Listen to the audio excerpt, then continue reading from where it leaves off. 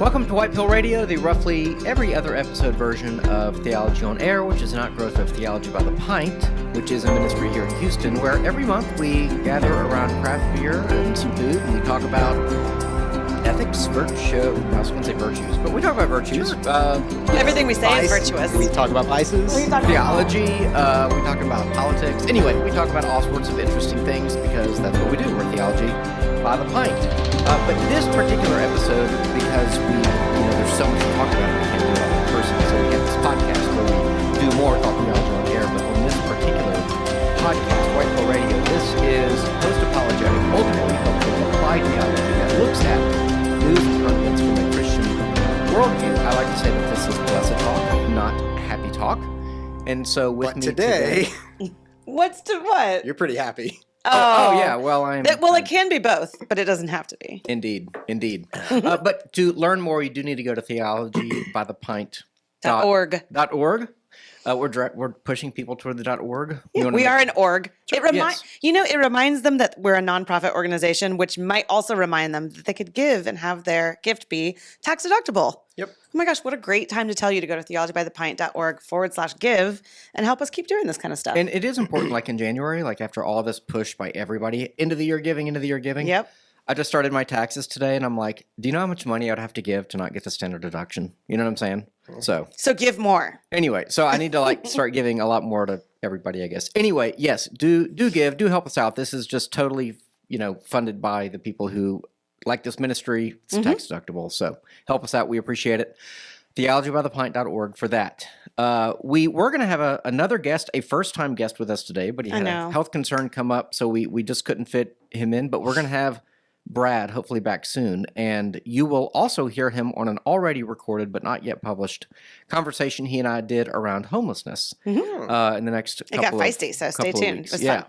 Let's say he and I are on different points of view, but I think we can. What? Yeah, I think we can come to some agreement about some things if we just keep talking and have enough conversation. So sorry, we missed you, Brad. We'll get you back real soon. But we do have Ken with us, who dressed up just for the occasion. I work downtown. He always dresses up and looks nice. A lot. And I know I said you don't have to put that mic closer, but you can put it a little closer. All right. Okay. And then who are you? I'm Sarah Stone. I know we don't know each other that well. I'm the executive director for Theology by the Pint. All right. Well, let's jump in. Not sure if y'all are aware, but there was an inauguration last week. A lot of people are happy about it. A lot of people are depressed about it. Although I will say the reaction against has been way dampened. I think generally speaking, there's a lot of people who are don't like him, didn't vote for him, but are kind of secretly relieved. They're they're closeted, happy, or excited about. Well, I would say they already know what 4 years of Trump looks like, right? Yeah. The reaction in 2016, 17 was chaos, but I mean, people know. I mean, there were like 1 million people at the Women's March or whatever. Right. The hat march. And now it was I don't know, 10,000, something like that. I don't know. Maybe you guys have different algorithms on your social media than I do, but I'm seeing a lot of really pissed off, angry, hurting, crying people. So yeah, and probably a lot of angry, hurting federal employees as well. But and illegal immigrants. But we'll get there. No, but let's explain what we're doing. What we're doing is top 5 list of things we're most concerned about or happiest about given the election and kind of how it fits into our overall worldview or overall sense of things. So I don't know, Ken, start us off. Not necessarily in a top 5 order, but I guess my top 1 is a hopeful, and I'm also very nervous because I don't trust Trump, but deep state and department cuts, right? Trump has pledged to go against the deep state. He's pledged with Vivek Ramaswamy. Deep state? That's not real. That's a conspiracy theory. Vivek Ramaswamy and Elon with the Department of Government Efficiency, DOGE, to start cutting departments and cutting headcount. And now Vivek might be on the outs with the Trump. I know. Which they need to make nice. They should, but again, as soon as you're on Trump's bad side, it's hard to get back on his good side. I don't know. Unless you praise him. It can happen. I don't kiss the ring, and then it's all better. I don't think he got on Trump's bad side. I think he got on MAGA bad side, and Trump has his finger to the wind, trying to see where it'll go. I think he got on Elon's bad side. What I heard is that they were on the same side of that issue, though. Well, they agree, but I think their work habits are different. Elon works 23 hours a day, and Vivek is like a. You think it's internal? I thought it was external about the MAGA uprising against the H-1B visa No. comments. Trump came out the other day. He said we need more sommeliers who have H-1Bs, which was look. If we're gonna make fun of Trump about anything this week, that's the one I got. Well, I have another big one actually, Sure. but he literally said like we need highly qualified waiters, basically. You know. That's, a waiter's different than a sommelier, but okay. Well, I know, but he said both. Oh, okay. Yeah. But I mean, it's the fact that even though he portrays as one of us, he really is an out-of-touch coastal elite. At the end I don't of the He day, who? Trump, sommeliers, and you know, I know what a sommelier He is. didn't like say white- what a smile. He didn't even use the word white collar waiters and like golden toilet seats. It's Trump. You know what you're getting. Okay, but explain your thing about hopefulness about the deep state cuts. Oh, so I mean, obviously, I'm hopeful that the Department of Government Efficiency will start cutting regulation and start cutting departments. However, one of the ones that he had just mentioned yesterday was the Privacy and Civil Liberties Oversight Board. He started to fire people from the PCLOB. It's like, that should Club. be the last thing that you go after, right? Civil Liberties Oversight Board. This is to protect citizens against the government.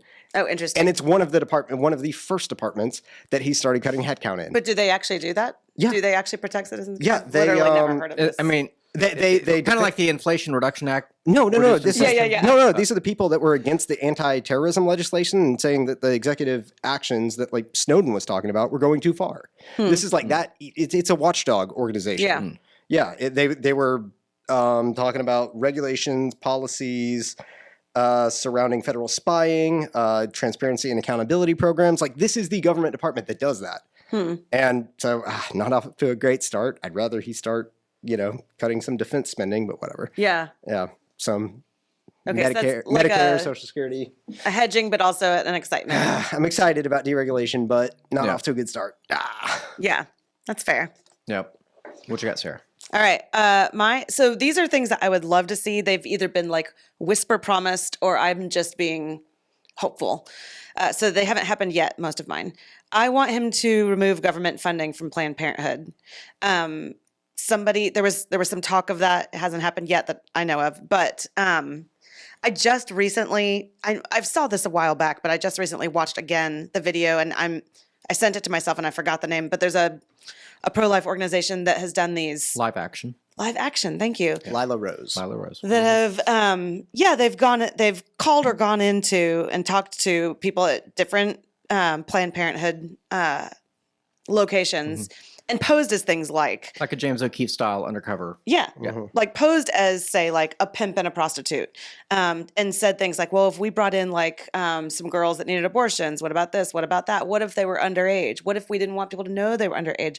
And the Planned Parenthood people, I'm telling you all this to say it's not just that they're giving people abortions. It's also that there's an insidious, which that is, but even more insidious, lying about things like aiding and abetting human trafficking. Like the people are essentially telling this woman in this video, and you can contact me and I'll send you the video, that they have underage girls who will be pregnant and not only need an abortion, but need to get back out and start doing sexual acts again soon. What can they do? How long do they have to wait after an abortion?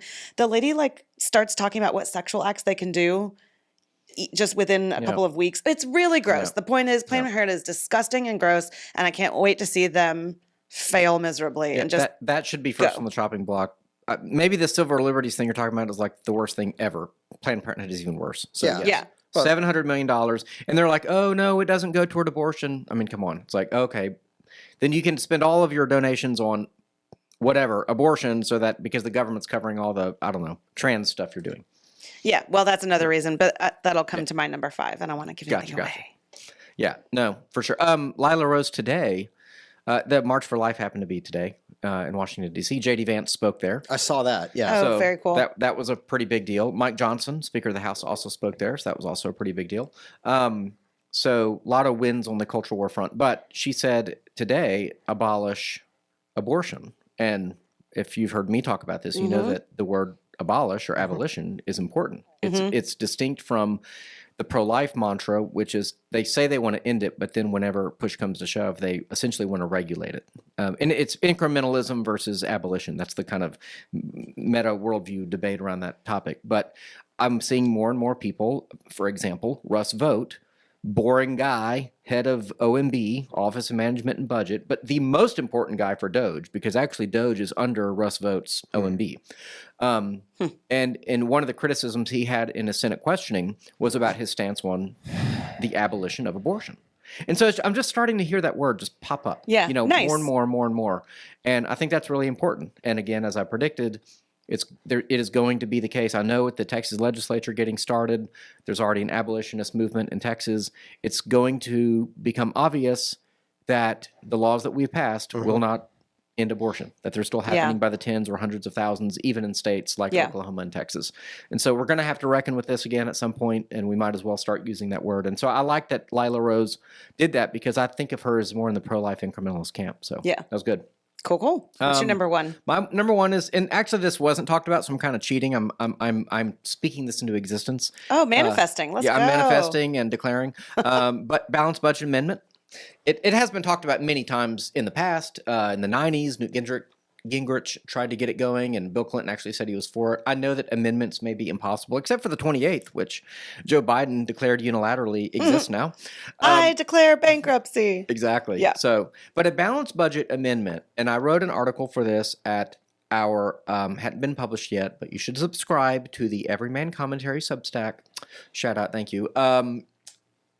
It solves so many of our problems, because it's just basically a forcing function. It's the same forcing function almost every state has to deal with, because they all have balanced budget say for a amendments. kindergartner what a balanced budget amendment is. Well, there's probably a lot of ways to skin the cat, but it basically means you spend what you take in. And eventually, I think it should mean eliminating the national debt, or So over it time. would be a rule over our government saying Yeah. you can't Yeah. spend more than you make. Yes. Which every household should be also doing that. That's how But a household should operate. And there could be a wiggle room, just like in our household we have a debt for a mortgage. There could be a relationship to a central bank designed differently from the Fed. Yeah.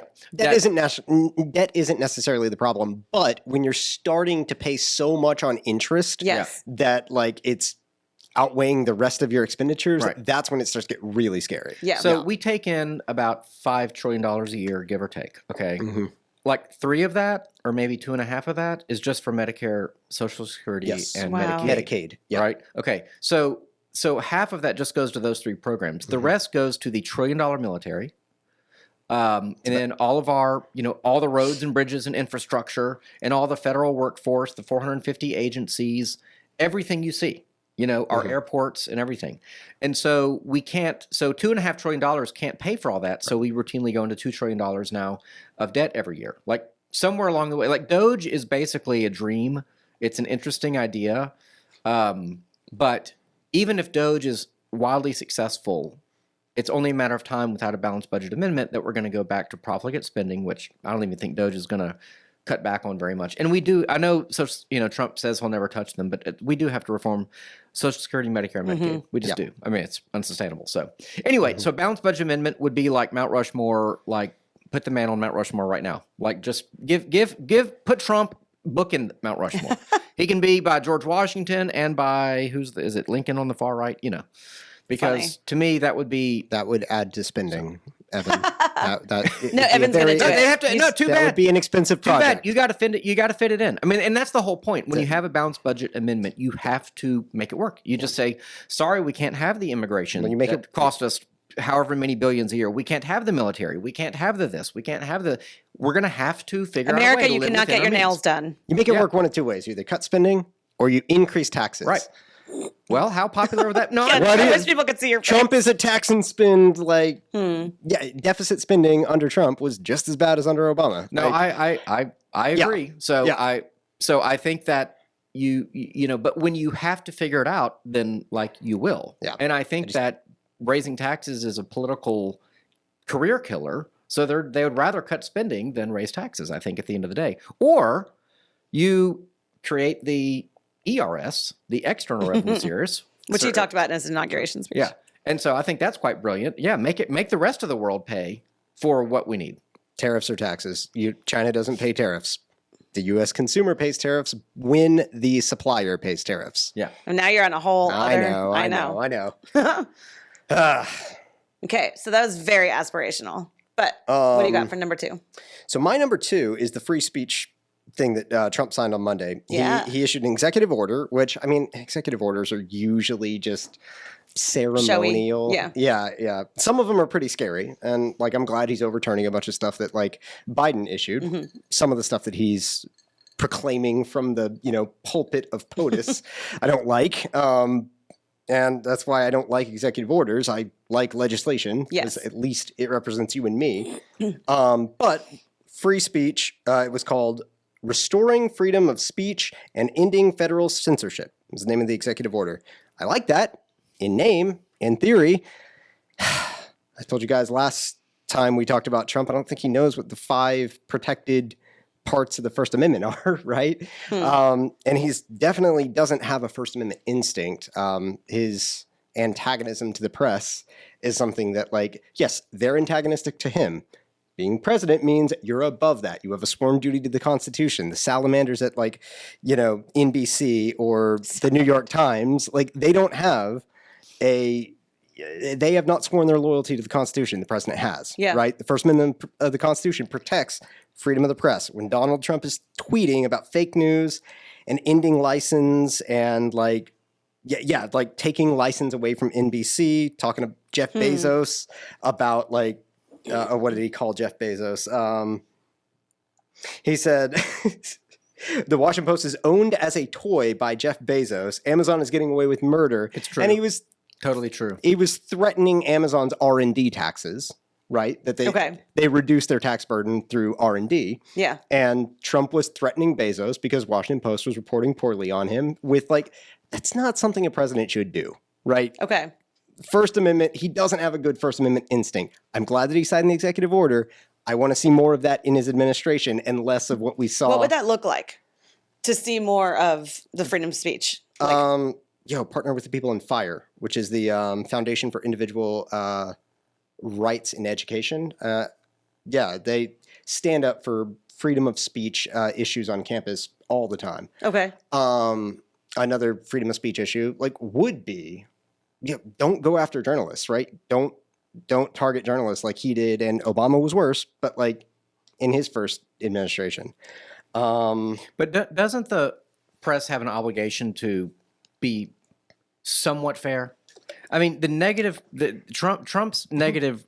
If Trump is on mainstream media, it's 90% negative or something like that. Kamala was like 90% positive. Yeah, isn't it is. You have it's like a sacred obligation. Like tell the truth. The reason you have a free press is to act as kind of a guard dog on the government. When all of the government goes one way, they vote one way, they're favorable one way. I think Trump is totally right. Reciprocity is the only way to deal with that. By the way, I totally agree with the license as well. CBS does not have a unilateral right to a license to public airwaves. Now, what he's not saying he's going to rescind the license. He's going to say you have to pay for it. But he doesn't care about NBC. He cares about MSNBC, and that's cable, and it's not airwaves. Yes, MSNBC is owned by NBC, but right, it's not airwaves because it's digital. That's the whole scarcity doctrine, right? That was the entire point of the federal, the FCC talking about Rush Limbaugh and Howard Stern and say these are limited airwaves. But like in the world of podcasting and cable television and even digital television, you have so many more channels on antenna than you ever did in the past, right? But there is such a thing as a broadcast license, right? But it's not a scarcity issue anymore. Okay, and Joe Rogan doesn't have a broadcast license, but he has way more of a platform than anybody on even Fox News. So then it's an idle threat.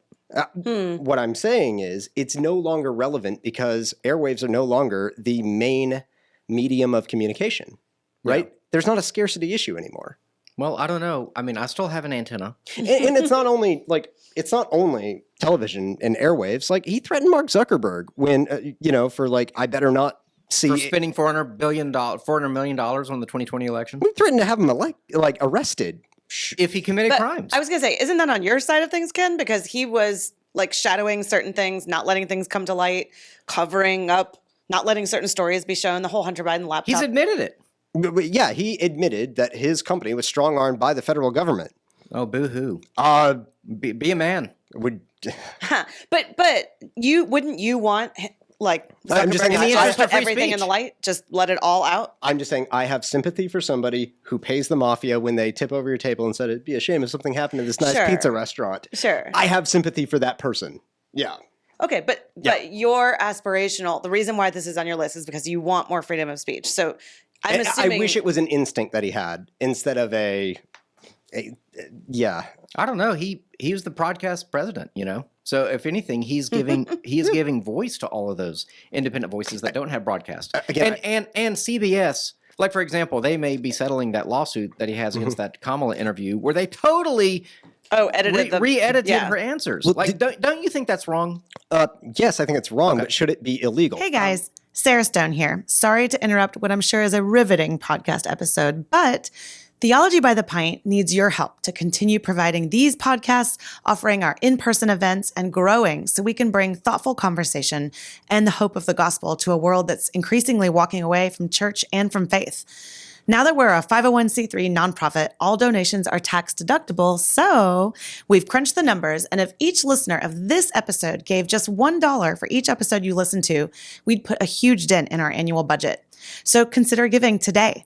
Go to theologybythepint.org/give and click the link to donate. Thanks so much, and now back to our show. Listen to the It's not. Supreme It's Court. not. No, he's not saying it's illegal. He's saying He it's threatened to arrest Mark Zuckerberg. No, I'm talking about CBS and that editing that interview. He is saying if you are going to be so deceptive in the public information that you do on such an important thing as how she will manage or how she will govern as president, then maybe you don't have the right to a license anymore. To which I say, amen. Yeah. Yeah, I don't necessarily think anyone needs a license anymore. Again, Okay, well, then they're not losing anything. It's the scarcity issue that came up in the oral arguments for TikTok, right? They brought all of this up when they were talking about like why shouldn't you be able to be regulated by all of this precedent that we have in cases in the past, and it's like, what airways are we taking up? Right? TikTok was Dude, when I have a rectangular digital antenna. It's the only way I watch football anymore. And I'm so mad that ESPN has the national championship, like in all the college football playoff. I think that's terrible. it's all owned by. That's terrible. Anyway, the college football playoff is America's. It's not ESPN's. Okay. is that to have to something for? I understand analog, right? The old antenna, metal antenna on your roof. Okay, that's an airwave. That's your AM, your FM dial. Same competing for space. This is digital. Digital. Yeah. Is there like an infinite number of digital? For all intents and purposes, yeah. Okay. And I mean, this is an intellectual property argument, which I think you might be more on my side about.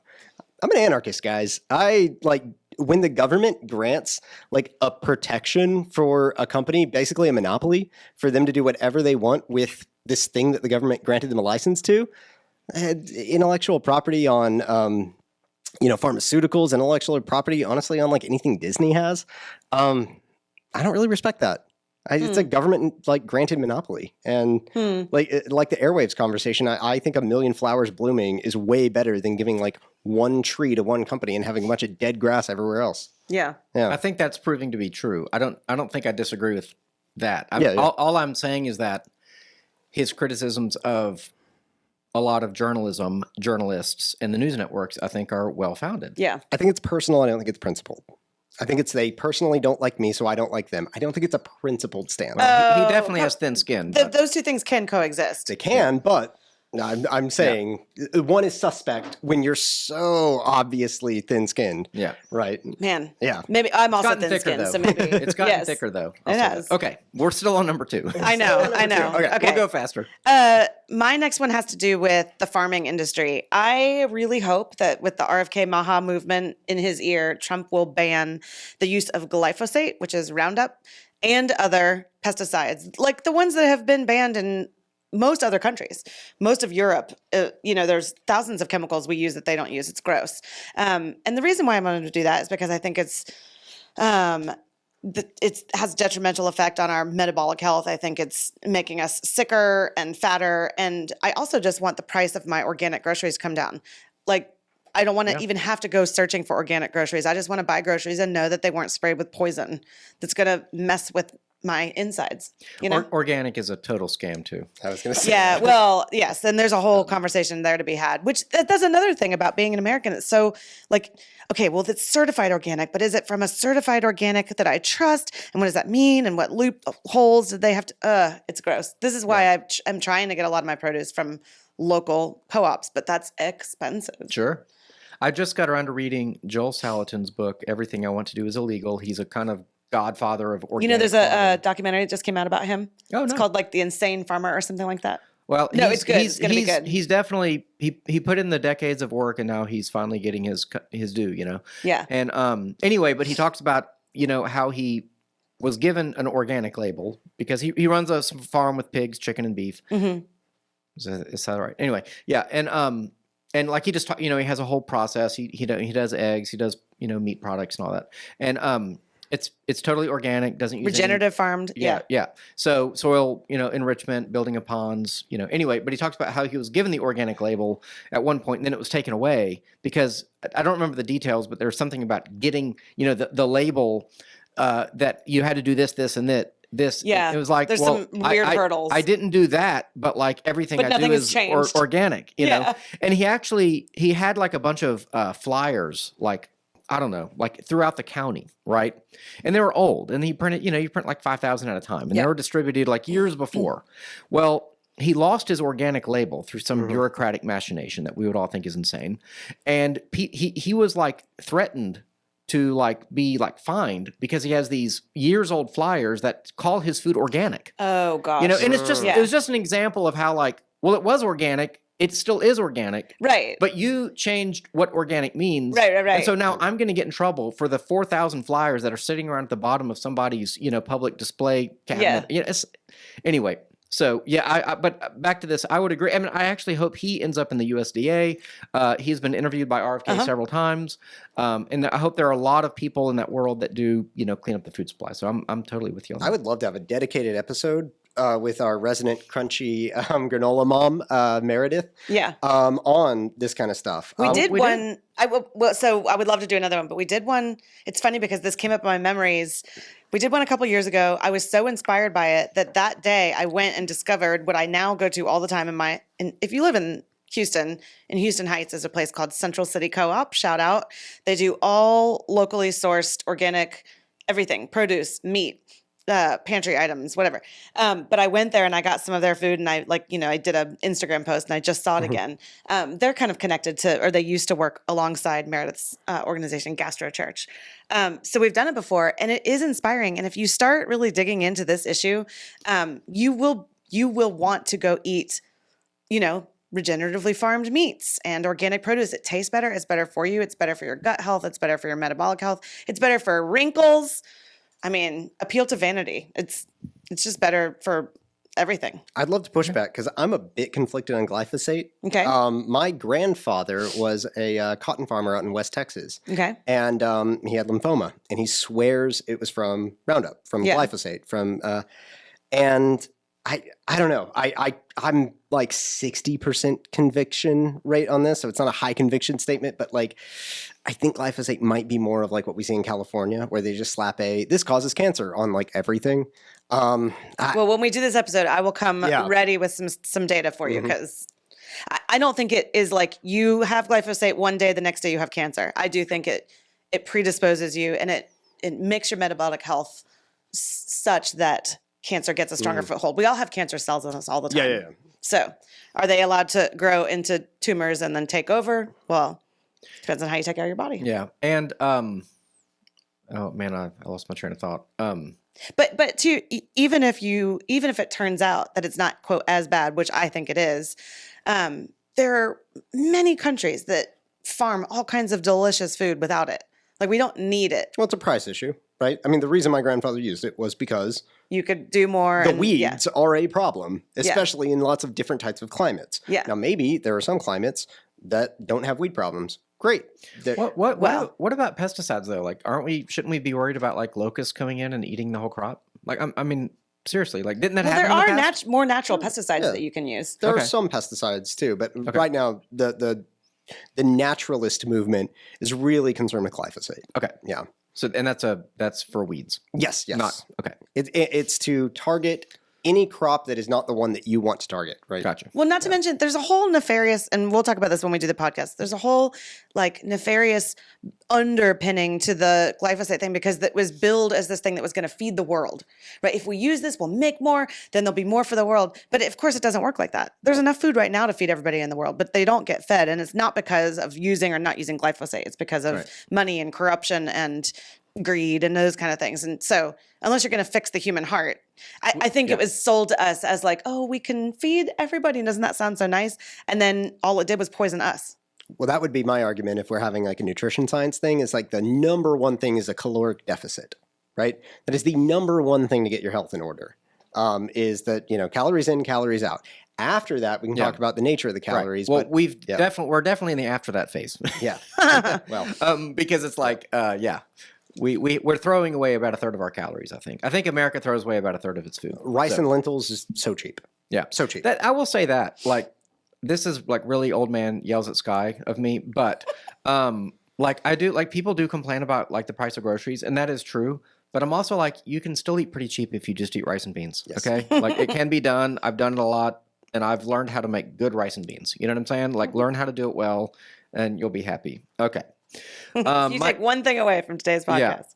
My number 2 is fixing the census. Oh, yeah. Say more about that. Okay. So right now, Trump tried to do this in his first term, didn't get it done. So the 2020 census counts illegal immigrants. The census should count citizens. And it goes right back to the Civil War and 3/5 compromise, or not, it's actually pre-Civil War, sorry. But you get the idea. The representation. The Constitution. But I was thinking of slavery. So anyway, you get the idea. So basically, California, it's estimated, has like 5 to 7 seats it shouldn't because they count the illegal immigrants in California. Now, that's probably true of Texas as well. I don't know if it's 5 to 7, but it's some number, but probably New York as well. So more... And there is a theory that one of the reasons that Biden was literally flying in by the hundreds of thousands of illegal immigrants all over the country, like Springfield, Ohio, where we have the Haitian cat eating situation, and all these like places, like all these red states, it's to like, I don't know, it's kind of to spread out a little bit or change things. But the bottom line is that in 2030, you could see something like a 10 to 15 seat and therefore electoral college vote swing if blue states continue to see people leave for red states and you don't count illegal immigrants in blue states. And right now, if you're looking at a 1 to 2 seat majority, that's a pretty big deal. Yeah. So I think that needs to get, I think it should get fixed on moral grounds. I mean, we don't really have an illegal immigrant problem. We have an asylum problem, right? That is the top priority to get that fixed, right? What does that mean? When you can come in and claim asylum, right? And then you have a backlog. Changed. And you have a backlog of asylum seekers that are waiting for they're technically not illegal, right? You're allowed to claim asylum. Well, whether your claim gets accepted or denied. But like as of 30 minutes ago, that was like rescinded. Like there was like 1 million something people where Trump said, we're not doing asylum. The CB1. Well, the Remain in Mexico policy is what we called it first. Yeah. But Yeah. So actually, I do think Trump is going to do a lot to kind of reduce illegal immigration anyway. But I just think that like, the primacy of the citizen is a fundamental Trumpian sort of doctrine. And I don't know why people argue with that. Like, of course, like citizenship should matter. Like you should be privileged. Like if I go to any other country, I won't be privileged. Yeah. Right? Like I'm not a citizen of Mexico. Right. And they have very strict immigration laws. So why can't we expect the same? So I want to fix the want to be census. more like Mexico? I'm kidding. Yes. Kidding. She said we want to be more like Europe earlier. I tell you what, copy and paste, translate into English the Mexican immigration code and just slap it into our law, and I'd probably be okay with it. One of my favorite was a former president of Mexico, and it's like, well, what do you have when people are coming from South America? Oh, we send back them. Yeah. Okay. Okay. Got Well, that's funny. All right, what's your third? You're gonna love this. Declassification. Ooh, and he just signed an executive order today about declassifying the MLK and JFK assassination documents. And RFK. Now, and RFK Sr. Yeah, we'll see how much of it actually gets declassified. You're a skeptic. I'm a skeptic. But Is that what you're skeptical about, or that there's nothing left to be? There's no smoking gun left to be. I'm worried that discovered. there's no smoking gun in there, right? Yeah. I mean, what did he say the first time though? He said, "If you knew what I knew after reading this, America's just not ready for it." He said that the first time. So I'm wondering how much he's actually going to release, if he does know everything, or is there no smoking gun? Right. Does he not know everything? I don't know. The one thing I'm nervous about, because I have to put an asterisk on every one of these. Yes, you do. You've got your little pessimistic side that keeps coming out. Well, you remember what he said about Epstein, right? Well, Would I was just going to ask about the Epstein thing. Would you Oh, yeah. remember that interview where he's like, well, would you declassify everything on this? Would you declassify everything on this? What about Epstein? He's like, well, I don't know. There's a lot of stuff in there that could incriminate a lot of people, and it might be phony. We don't know. I'm like, Yeah. Trump? That's a little sus. were you on I'll Lolita give you that. Express? Did you go to Little St. James? Dude. Yeah. So Yeah, I'm with you on that. That's a I- little suspicious. I don't have a high confidence that like Trump went to Little St. James Island. If But he it's did, not a 0%. Like, Right. yeah, I'm not going to confidently say if he did, there's that, no shot that he went. that Sure. that for sure would have been leaked after all the lawfare and everything they that's went true. after What him do you mean? with. Nobody's been leaked yet. He's the only sex trafficker that trafficked to nobody. Yeah, well, no, I agree. It should all come out. I agree with you. It's shocking. Nobody's been leaked yet. That is wild. Yeah. Actually, kind of not Sex really trafficker with related. no clients? Not really related, but if you remember who Cassidy Hutchinson was, she was the one who testified and Yeah. worked Against with Alan Liz Dershowitz, Cheney. right? No. Oh, never mind. No, Never mind. no, she was the one who testified about J6 that Trump lunged toward the driver of the presidential limo don't to have him like turn around on J6 and go back. You don't remember that? I don't know. Oh, okay. Anyway, it came out that someone close to Mike Johnson said, don't subpoena all her texts because they kind of want to go after her now because she made Trump look really bad with that yeah, whole yeah. thing with J6. Was she one of the ones that Biden pardoned? No. Okay. She was a major witness that was on Prime TV, who, by the way, colluded with Liz Cheney. Liz Cheney had it's kind of secretive text exchanges that have come out, which she's not supposed to do. Basically coaching her how to testify. But that's not the point. Here's the point. People have said, no, don't subpoena and make public all of her texts and stuff because apparently congressmen were like hitting her up, asking her, sliding into her DMs. Yeah. Put it that way. And it's like, and they're like, oh man, it's not going to be good. So. Well, I tell think- them to stop being gross. Well, I know, but it's back to the whole Epstein thing. No, It's he they're likes super Matt gross. Gaetz. I'm kidding. Well, first of all, we're not talking about that. But I guarantee you, he might people be are one being of the gross. guys sliding into No, he had a relationship with Cassidy Hutchinson well- several years ago. Oh, okay then. Yeah, I mean, like openly. So yeah. Okay, but now also, just to say on declassification, yes, I hope a lot of stuff is declassified, like the old files. Was like it one of 50 your years files? later? No, it didn't. Oh, okay. But in general, one of the complaints that people have is that the government uses classification as a tool when it's unnecessary. So yes, they classify everything. they classify everything, and so then it's like, well, I can't tell you what I know, and that's a real problem. I think we need transparency. We can neither confirm nor deny. Right. That became such a popular statement, and Right, after they learned that statement, classification which went through the roof. Right. Because now they can classify everything and say we can neither confirm nor deny. Right. Yeah. And yeah. We're supposed to have. I mean, I understand that some things need to be kept secret, like UFOs, but look, You think it should? no. That was a just joke, but there are some things that should be for our own safety, right? Yeah, like, I we mean, for shouldn't the know the safety war of people plans involved. for- I mean, that's what they said about JFK for years. It's like, well, say what are they? There's a phrase. Well, Trump said in the first administration. Yeah, but they will keep things classified for the sake of people still living, like witnesses or Oh, whatever yeah. for like their personal protection, and but it's like 60 years later. I mean, they're all Yeah. dead. yeah. Anyway. I think the statute of limitations. Half of them slipped on banana peels and died surreptitiously, or people like, what's his name? Jack Ruby, died in prison under very mysterious circumstances. Okay. Lee not Harvey JFK. Oswald died under very Well, by suspicious. Jack Ruby. So yeah, exactly. So, Yes. We've descended. All right. Everyone take a drink. I'm a little We bit talked about excited to see the JFK. next couple days after this executive order By the goes way, out. I've heard too that Trump wants to appoint his own archivist. You never knew how important librarians were. Well, But, I mean- like it's not quite seriously though. Like these are the people this is part of the deep state. Are people like I'm librarians rolling and my archivists. eyes after how he archived things at Mar-a-Lago.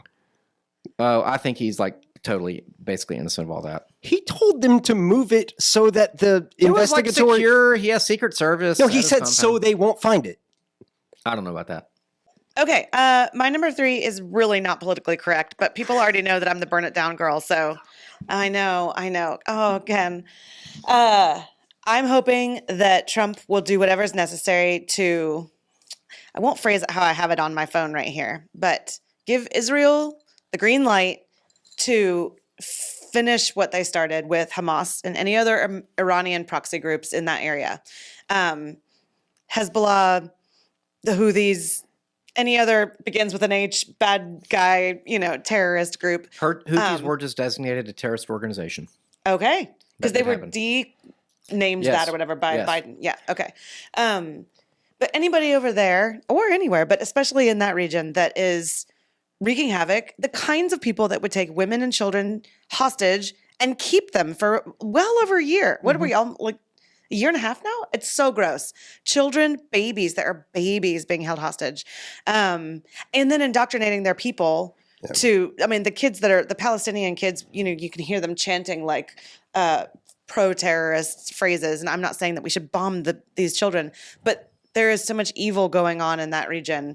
I want America to give Israel the green light to just do what they need to do. Even in the Biden administration, you saw times where, Israel would ask the United States, what should we do? And we'd say like, oh, take it easy. And then the next time they had the opportunity to take out the Hezbollah guy, they were like, we're not even asking, we're just going to do it. And they did it. So I want Trump to just be like, do what you need to do. And here's the resources to do it and just be done. Are you so happy about the ceasefire or not? Because Trump is Ish. taking credit for it. I'm happy that the hostages are going to come home. I'm very happy about that. It's not a lot of them, but well- it's important to those families, but they still have a lot more, allegedly, if they're not dead. Well, wasn't, by the way, one of the prayers on the inauguration day, one of the things that got me was he said something about hear the cries of the hostages. And I just, that was a powerful line. Yeah. So I'm happy-ish about it. I'm happy that some movement is being made. But so I don't really understand a lot about how foreign policy works, but what I think they should do is all of the thousands of terrorists they're giving up to get the hostages back. I think that someone should just, give the wink needed and then just take them out after they've released them. Wouldn't that be nice? It's not all If I were in charge. It's not all terrorists. A lot of them are just prisoners being charged with violent crimes, but have never had their day in court. Okay. And in Israel, you can hold somebody like for a very long time without their day in court. They don't have like the habeas corpus thing that we have here in America. On paper. But to answer your question, yes. it is certainly not Yeah, it ideal, is. and it's not the whole story. And we'll just have to see what happens next. And I realize that it's really complicated, the two-state solution thing. I realize someone has to be in charge of the Gaza Strip, and that someone can't be Hamas. It just can't. No. So I don't have a perfect solution. And when I say things like bomb the crap out of them, people say that that's not cool. So Who is them? what's that? Who's them? Bad guys. I realize I And live their in kids? I live in a perfect utopia where you can just take out the terrorists and not the civilians. But That's what either this way, is. I do It's want. a top 5 list of hopes Yes, and dreams. it's So, my fantasy. So Yeah. there you go. All right, you're number 3. well, militarized border. I'm worried about our border. Yeah. And actually, just today, the Marines were sent down to our border and Hoo-ah. working with Homeland Security. And I don't know. I'm not a huge fan of all those government departments. But like, if we have a military for one reason, it shouldn't be to fight every war around the world. It should be to secure our own country. So, and like one of the things that's gone on is like as we give weapons to Ukraine, they sell them on the black market. And they end up with the Mexican cartels. So that's crazy. So we're fighting ourselves. The cartels have our own weapons. So it's like not a small thing, and it's not a processing thing. It's not a paperwork issue. Like it's a militarized conflict at this point, and I think we need to exert total power. I mean, we need to help Mexico at this point. Yeah. Mexico is a narco state. Like the politicians, the mayors, the governors, the president, they have no power. It's a narco state. And maybe we can help them, sort of rid of that scourge. By the way, we should stop buying drugs in America. Well, stop buying drugs or my number 4.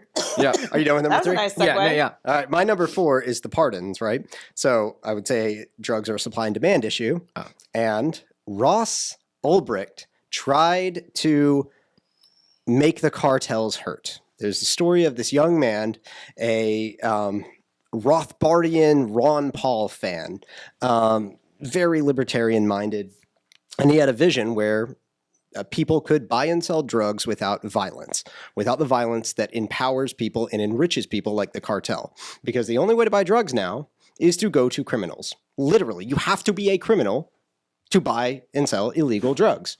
So who's going to be doing that? Well, people that don't care about other laws, Yeah. like laws around violence, right? Yeah. So what Ross Ulbricht did was he created this website called the Silk Road, where you had an anonymous browser, Tor browser, where you could go to the dark web and buy and sell anything except for stuff that hurts other people. Okay. So no child pornography. You can't like hire hitmen. For a while, they had no guns. Okay. Right. And it was everything else. And it was really, really hard for the feds to crack. And it probably saved a ton of people lives and probably bankrupted a ton of really, really nasty people that got their money from selling Interesting. drugs through violence. Yeah. Like the cartel. Yeah. Again, I think it's a supply and demand. Trump pardoned Ross Ulbricht. So wait, the in-between part of the story is he did get busted. Oh, he did get busted, yeah. He operated under the name Dread Pirate Roberts, Which I along love. with a lot of other admins of the Silk Road. Ideally, so there would be some deniability, but they did catch him in a Starbucks, and they tried to give him a plea deal for 12 years. He said no. They gave him 2 life sentences, Jeez. which is more than the people that were actually selling drugs on the site got. Yeah. Right? Because they caught some of the people selling drugs on the site, and like none of them got more than 12 years. They offered him 12 years. He denied it on principle. And this is another case of judicial overreach where I hate it when you deny a plea deal and they Punish you for it. They punish you for denying their deal. But anyways, right. Yeah. I'm with you on that. y'all don't like drugs. I don't like That's drugs. correct. I'm the only teetotaler at Theology by the Pint. But I like freedom. Yes. I like freedom so much. And just the fact that this guy got such a long sentence is a miscarriage of justice, and I'm glad he's pardoned. Yeah. I don't like some of the other pardons. I'm 50-50 on the pro-life pardons that, well, yeah. Why only 50-50? Well, because Charlie Kirk's a liar when he says non-violent, right? Like, Well, forget Charlie Kirk. I know, he's like, Who were violent? Well, there's only 23. Most of them sat in front of abortion clinic doors praying. Sure. And sitting in front of, well, sure, but take your lumps, right? If you're doing something illegal, which is like, if I sit in front of a church door blocking people from coming in, I'm going to get arrested. Take your lumps. Now, they spent way too long in jail. I agree. So I'm happy with the pardons, but I said I'm 50-50, right? I think any time in jail for that is insane. I am an abolitionist as well. But I mean, one of the ladies slammed a nurse's hand in the door, and it's like, come on now. Oh, yeah. Right? I don't love that. Yeah. So when Charlie Kirk calls them nonviolent, again, I mean, we're like until we have equal justice with the 2020 riots, for example, where whole cities were burned down and billions of dollars of damage done, and people are killed, and Antifa is destroying, pregnancy clinics, and until there's equal justice of the law, then I'm sorry, you don't get to put those people in jail. And that's kind of how I feel about it. Well, no. I'm actually for doing the right thing regardless of what the past administration did. It's kind of how I feel about the Jan 6 pardons. Mm-hmm. Some of them are great. Some of them are terrible. Some of them were inside the velvet ropes, right? Inside the velvet ropes walking through. That's the only people that Tucker Carlson will show you. Other people like Enrique Tarrio, Dominic Pizzola, like they knew it would be violent and they wanted it to be violent. Like I've got the charging documents right here for Pizzola and Enrique Tarrio and that Nicholas guy. Like it, not everyone on Jan 6 was a Fed, and not everyone was just walking through the velvet ropes, right? No, but a lot of them have done time. So, and then there's how much time do you deserve? not 20 years. No, 20, yeah. Because they, yes, there may have been some violence, but they weren't armed. It wasn't an insurrection. Yeah, if you're trying to overturn the, what is it? The entire government? The federal, the Federal Count Act, right? Which is what they're trying to do. Delay the certification. Electoral Count Act, to delay the certification of the election, which they successfully did. The ECA, the Electoral Count Act, right? So January 6 protesters, they all got pardoned. They probably, it's been 4 years, so I guess they may have served their time. I'm not quite sure how long to sentence somebody, but not all of them were walking through the velvet ropes like Tucker Carlson. I'm so glad that those people got pardoned that were peaceful. Not everyone was peaceful, so. Yeah. Well, if they just released the 14,000 hours of footage, then we would know. I would love that. And Why didn't they do that? there is so much footage that has been released that like Tucker Carlson will never show you. Yeah. I don't know. Okay. Are we number 4? Yes. Okay. That was your number 4. Mine is drill, baby, drill. I want to see the regulations come off for for drilling oil in the U.S. And I am also excited that Trump seems to like nuclear power. Oh, yeah. So Oh, heck we'll see yeah. if he You does. have to. What'd he say? Heck yeah. Yeah. I love nuclear. I actually grew up in an area that was entirely run by nuclear energy. And I wasn't afraid. It worked great. So I'm excited about that. Pretty simple. I agree with that. I had to bump it off my list from my number 5, but so mine is real simple, just ending the wars. I'm hoping that he can negotiate an end to the Ukraine war that he's talked about at length, and we don't need to dwell on. But hopefully there will be a solution there. It may not be one Zelensky likes, but whatever. I'm just ready for that war to end, and that could tie into the Israel thing as well. Yeah. So that's it. I mean, I think he can do it. I don't know why it couldn't have been done before. Yeah. People can speculate, but I think he can do it. Yeah. Love it. All right. Last one. My last one is I like that he's playing nice with the tech bros, finally. I don't like that it comes with them kissing the ring. So that's it. It's pretty simple. When you say playing nice with the tech bros, if people don't know can speak, what does that mean? The Bezoses, the Mark Zuckerbergs, even like You just said he was mean to him because they own media empires. until he kissed the ring. Yeah. I don't like so that was my pro and con, right? I'm excited about like opening up and opening up this environment of deregulation, not just for oil or industry, but also the online sector. I don't like that it has to come with kissing the ring, Yeah. right?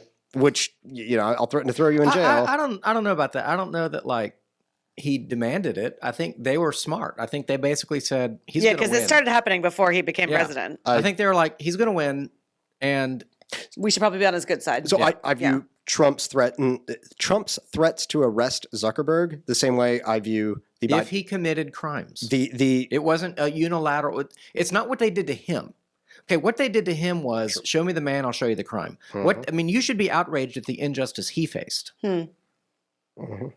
I would think a libertarian should. They raided his home. They arrested him for no good reason. It was a totally phony charge. I mean, on paper they can justify it. You know that a corrupt government can justify anything. They could find crimes on any of us. So anyway, Well, not me. You're talking about the raid on Trump's home. yeah, Right. That's the documents case. yeah, Right. That wasn't what he was exactly charged with. No, exactly. Right. Well, he was arrested. The documents case didn't make it to court because Trump got elected and like the prosecutor quit because he knew he'd get fired. Because Eileen Cannon threw it out. Which in one was Florida. the mugshot for? The RICO thing? Which one was that? In Atlanta, yes. Okay. That was for the perfect phone call telling Kemp to Find the votes or whatever. find votes, which basically meant I have it on good authority that 50,000 votes in Georgia were fraudulent votes. And he said, I only done by need you dead to people find me. who don't live Yeah. there. Yeah. And basically, I think what he was saying is, in his way of speaking, I just need you to get rid of 12,000 illegal votes, Yes. which they should have done. Yeah, I need you to find me 12,000 votes. Yeah. Wasn't go and stuff a ballot box somewhere Right. and get me Don't 12,000 cheat more. But Yeah. anyway, that was the perfect. Yeah, phone no, call. I actually don't really have as much a problem with that as I have with the the novel novel legal theory. The novel theory by Eastman and company, like that's the one that I have more of a problem with, and that's the one I'm ashamed that we actually didn't get That is literally his job as a lawyer. we didn't So, get to hear the facts of the case, and I really wanted that case to make it to court. I wasn't so interested with 12,000 votes. Definitely wasn't interested with Stormy Daniels. Only interested in that because evangelicals seem to have a big problem with Clinton, but not with Trump anymore. But okay.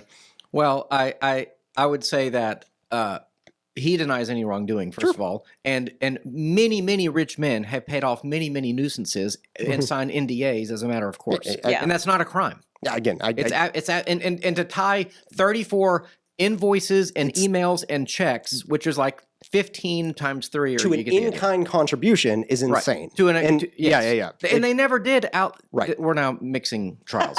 Sure. They never did say what the underlying crime was in that case. They never did. Judge Marchand let that jury go. This is the one where he's now an indicted felon. Yeah. He let them deliberate on, well, you can choose this crime or this Yeah, crime so or this weird. crime. It's That was dumb. totally illegal, and it will be overturned in time. And the 26 felonies are just 26 different counts of the same thing. It's like 10 invoices with an inbox with a bad address, and now you have 10 it- counts yes. which the 26 felonies is all from one case. Yes. It's annoying. I don't like that. Yeah. I didn't even like that case to begin with. I think you should be allowed to pay a porn star with hush money. I just don't think I would elect you president if you did. But Interesting. Yeah. Yeah. Okay, but tech bros, Tech you're bros, excited yeah. because, and do you have any thoughts on the AI thing? Like, didn't he just say that he's going to give a Yes, crap ton and of I'm money actually to? quite disappointed in that. so Trump is so bipolar when talking about technology because he's kind of old, right? We were arguing, is He's a he a boomer. boomer or silent generation? And he's like 1 year on the cutoff Oh, funny. of boomer and not silent generation. But he Yeah. the way he used Twitter in like 2016, he actually, for an old guy, he's super cutting edge, but I think he's Sure. naive. I think he's actually aware of technology and pretty hip to it for an older guy, unlike say Biden. But like I think he's naive. I think he is like a mid 80s, like his peak was like in mid 80s, right? Like American optimism. 1980s, not he his believes own in 80s. institutions. He believes in the greatness of America. He believes in stupid, evil crap like mRNA vaccines. And he has defended that till the day he dies. And so I'm very concerned about this $500 billion AI infrastructure Stargate thing with Yeah. the most evil man in America, Sam Altman. And I am glad that Elon Musk, even though he's like breaking all kinds of boundaries, going behind Trump's back and like, Saying, seriously. no, we don't. Yeah. Sam Altman, because that's one of the tech bros that I'm kind of excited about. Ugh. Sam Altman, more evil than Fauci? Okay, you're right. He's number 2.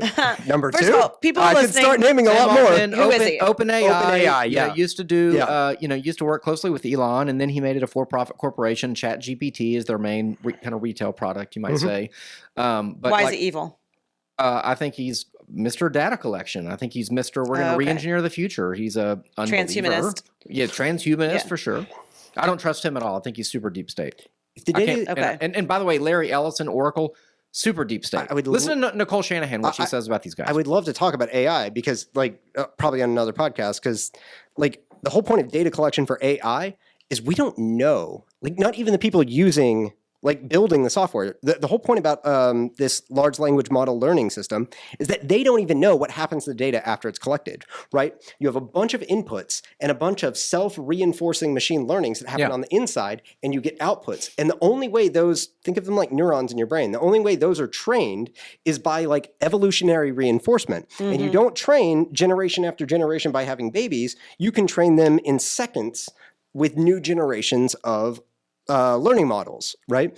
And so when, yes, you are collecting lots of data, which is what like the art system has about like AI generated art. It's like you're collecting data from other artists. Yeah. But what you're doing is you're putting it inside of a giant learning model, and it does kind of learn to paint like humans learn to paint. You paint Bob Ross a million times Yeah, by yeah. watching him, you're going to learn to paint like Bob Ross. Yeah. It's kind of what these machines are doing. Except that every time I even ask though it's them- data collection, the Yeah. people collecting the data really have no idea what they're doing with the data. Yeah. Yeah. But AI doesn't know the value of a happy little tree. Aw. And I'm kind of being sarcastic, but I'm kind of not. Sure. Because it's a value question. Well, And is Sam Altman, is he the sort of person, or Larry Ellison, are these the sort of people, or even Elon Musk, are these the sort, I don't, like, access to information is one thing. What you do with it is an entirely different question. And we live in a basically secular atheist age. No, and And that concerns me. And so, like, for Trump to kind of unilaterally be like, "Oh, well, $500 billion to AI," I understand the alternative is China's going to build better AI, and was then gonna say. we're going to lose the the edge. space race or whatever. And Trump has been critical of AI in the past. He just flip flops a lot, like the TikTok thing. He flip flops a Yeah. lot. Well, speaking of flip flopping, Yeah. that's a great segue to my number 5, Yeah. which is that hopefully people will be doing less flip flopping when it comes to sex and gender. Okay, I'm loving these segues. I'm excited that in the inauguration, he basically proclaimed that it would be policy that there are 2 genders. And my hope is that sometime soon there'll be a banning of all, quote, gender affirming care. And that's in quotes for a reason because it's stupid for minors. Major For win on that minors. front about an hour ago, Oh, really? 2 hours ago. Ethan Hyam, who was a whistleblower at Texas Children's yeah, Hospital, yeah. a couple years ago in Houston here. I remember that. His case he was set to go to trial in a couple of weeks. His case was dismissed today. I'll look into that. Okay. Big deal, big win. I want there to be a world like, 10 years ago Yeah. where kids cannot have it's not just the surgeries. It's not just the hormones. I want no puberty blockers. I want no social transitioning. I don't want lying to your parents or holding that information from parents. I want kids to be kids. And when kids are confused, let them be confused and let's work through it like we did for all of time and all of history until like a minute ago. Yeah. And I mean, man, I feel really strongly about that. because kids, by the way, kids get confused. Kids get confused all the time. I mean, I've seen it in my own kids. I've seen it in friends' kids. And when I say kids, I don't even just mean teenagers. I mean, even children. You hear kids say all the time things like, I wonder what it would be like if I was a girl or a boy. Or you see, my son used to love playing with my daughter's kitchen set. She loved playing with his cars. This is life. You figure out things that you like. You are confused. Then you hit your teenage years and all hell breaks loose with your hormones. And you think that you're ugly and you don't feel like you fit in. And that's everybody, right? But we've done this really insidious, disgusting, terrible, evil thing where we've said, okay, well, we'll just run with that. And then, of course, we've monetized it and greed has taken over. And then you get situations like what we all saw the other day on Instagram with the child who's very mentally, he's got some Cerebral chromosomal, palsy. yeah. He one. doesn't communicate almost at all. He's almost completely nonverbal. I say it's a girl who Had her breast removed. had her breast 19 removed years by her old. mom because her mom Totally- insisted that she was. Totally non-communicative, although the mom speaks for her. Yeah. It's really gross. Anyway, it was for all hard of to that to come to an end would be such a moral win for our country. And he's come out really strong on that, which, he's kind of like the most pro-gay Republican we've had, like, ever. The Yeah. Village, does he know the Village people are gay? Okay. Does he know they're gay? Like- No, they're not. They're not. In fact, Some of them aren't. I Yeah. Googled this, and I found a recent interview where the lead singer, and he talked about a whole thing. He's like, this is not a gay anthem. This is literally about hanging out with your boys at the YMCA. It's not about, Yeah, I know. they turned into that. We've I think two of them are gay, though. That may be. Yeah. But he was like, it's not a gay anthem. That's not what it's about at all. And we're honored that Trump is using it. I mean, the picture with Trump dancing behind him. Come on. Like, I love it. Like you've The got to have most a heart of stone yeah. to not like kind of be The most excited pro-gay about this. Republican president we've ever had. Yeah. So I thought he actually might go a little squishy on some of this stuff, and he hasn't. So I'm glad. Yeah. Okay, I changed my number 5. We had this conversation at dinner the other night, and my number 5 was oil and gas, and I take that as a given that's very important. That's going to happen. But this is what's happened this week, and this is why so many people's spirits are high in conservative world, which is that proving that decline was a choice. Okay. Our nation was just today, just in the last few days, we've seen over 1,000 violent criminals rounded up to be deported from our country. Why didn't that happen before? That was a choice.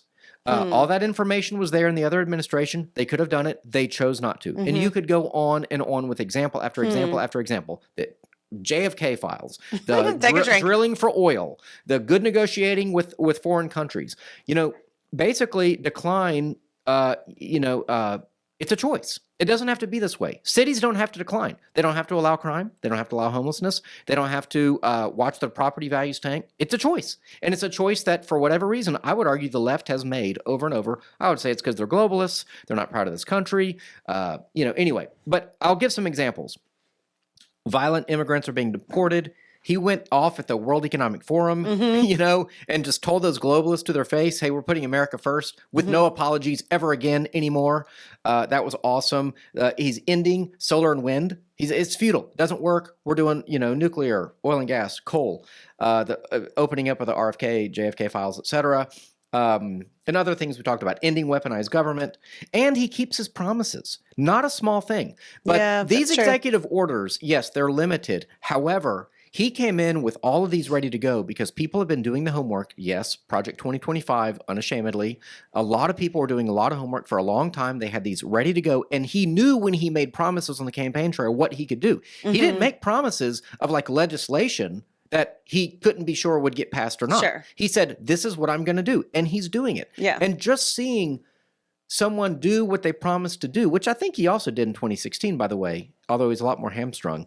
I think that in and of itself is refreshing. So I don't know. I think that he is going to prove that decline was a choice, and I think it's quite possible, I'm just going to go out on a limb and say this, we could see a Nayib Bukele-esque kind of revival of America in the way that El Salvador has. El Salvador was the most dangerous country on earth, and now it's like, they own Bitcoin as a nation. It's one of the safest places on earth. They have said no to crime, no more MS-13 running our country. It's not going to happen, and it's El Salvadorians are moving back. Americans are moving to El Salvador, getting out of this country. So I think we could see a national resurgence like this that will, pave the way for 60 or plus percent approval ratings for a long time.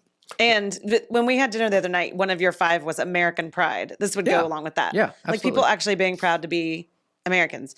I mean, at he least sings I the know I'm song. free. He's still talking about. See, that's what I'm talking about. Like he's still stuck in the mid '80s. Yeah, like, I know. I I sang that in choir in 7th grade. Yes, Yeah. yes. Okay. I hope he keeps those promises, right? Okay. Yeah. We got 5 minutes. Okay. Y'all good? 5 Yes, minutes because 5 I do want to talk about this story. Okay. Okay, real fast. Okay, no, just real fast. Yeah. I have a couple of thoughts. The bishop at this inaugural service, the day after he was inaugurated, she kind of made headlines at the National Cathedral Episcopal Church. Melania gave her the laser eyes when she was speaking. So did JD Vance. Oh, JD Vance. He did rolled like his the Jim eyes from and- The Office kind of thing the whole time. So real fast, if you didn't catch it, and I'm sure you have by now if you listen to the show, but she said, "In the name of our God, I ask you to have mercy upon the people in our country who are scared now, gay, lesbian, and transgender children." Get out of The here. fact that she said transgender children talks about what we just talked about. In Democratic, Republican, and independent families, some who fear for their lives. They may not be citizens or have proper documentation, but the vast majority of immigrants are not criminals.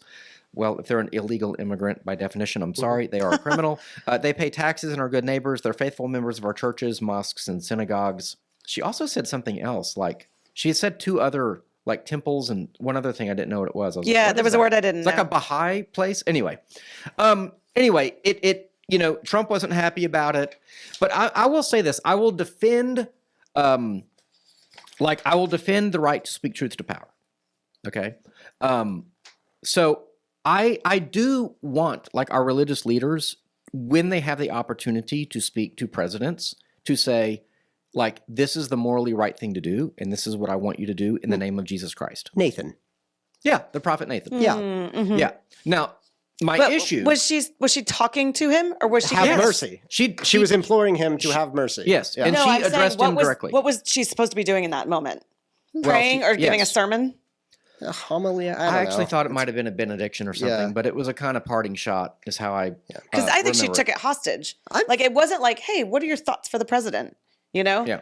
That was the gross thing to me, was that she like took this thing and then used the platform. She's like, while I'm here, like I know we're supposed to be praying. Or it's like when people pray and they're like, Lord, help Evan with his deep sin. But let's say it's Obama, okay, and let's say the Episcopal Church. And unfortunately, our friend Brad couldn't be here today to defend this. But Yeah. let's say that the person is a conservative rector, right? Okay. And he says, "Stop killing babies." You know, would I have an issue with that? And the answer is no, I would not. I would want that. I would want someone in the name of Christ to say, do the right thing and protect the vulnerable. My issue is she is for abortion. She is Right. for transgender children. Right. And she is for illegal immigration. I mean, all of her priorities and her issues are all backwards. Well, hold on. Some of those children that don't have proper documentation might have proper documentation revoked with the birthright. Trump's trying to overturn the 14th Amendment. Oh, okay. Yeah, like the birthright citizenship thing. Like, Well, an anchor baby, I don't think applies to the 14th Amendment. and we can talk about That's- that on yeah. another Yeah. theology Well, on yeah. air. Oh, yeah, for Yeah, sure. but I mean, the people that are scared, if like those are kids. Yeah. Yeah. Well, no, fair enough. And, Yeah. and I mean, reflexively, I'm just saying, like, what she did, I disagree with. And I think she set the cause of women's ordination back about 500 years. But Oh, people love her. No. The people that already love all People of what that, she stands people for that love women her. pastors love her. yeah, fair enough. So- Fair enough. Well, okay, I think there's plenty of people Yeah. that like women pastors that didn't like her too. Yeah. I'm just saying it really is what she said and so on and so Right. forth. But I will defend her right to do it, and I wish I'd see it more. The last I word, agree. the last time I saw someone of consequence talking to a major figure was when Rick Warren interviewed John McCain and Obama, and he asked about, I think it was McCain, and he asked about abortion, and Obama said that's above my pay grade.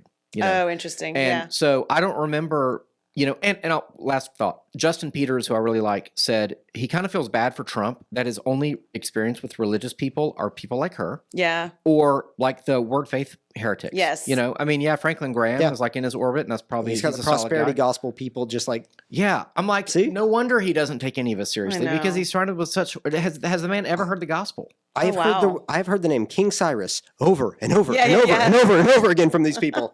Ah. We're out of time, unfortunately. Ken, where can people find you? You'll never At say. Theology by the Pint. I'm not telling you guys where I work. You'll probably see him right when you walk in. He's usually handing out cups and tickets for beer. So he should be everyone's favorite person. Where can people find you, Sarah? And when's our next event? Theology by the Pint, we have a mini event in February. February 18th, we're going to be talking about should Christians consume entertainment that has like violence, nudity, sex, coarse language? That should be pretty interesting. That's February 18th. And then March 4th, we're going to be talking about paganism and crystals and witches and witchcraft, and it's going to be juicy. So come to both of those. You can find everything you need on theologybythepint.org, all of our events, etc. And I'm Evan. I'm the pastor at First Lutheran. And if you saw me walking in front of the camera earlier, it's because we had some tech issues, but hopefully we got all that worked out. Anyway, flhouston.org. And until next time, we encourage you to question freely, think deeply, and disagree as needed. Peace.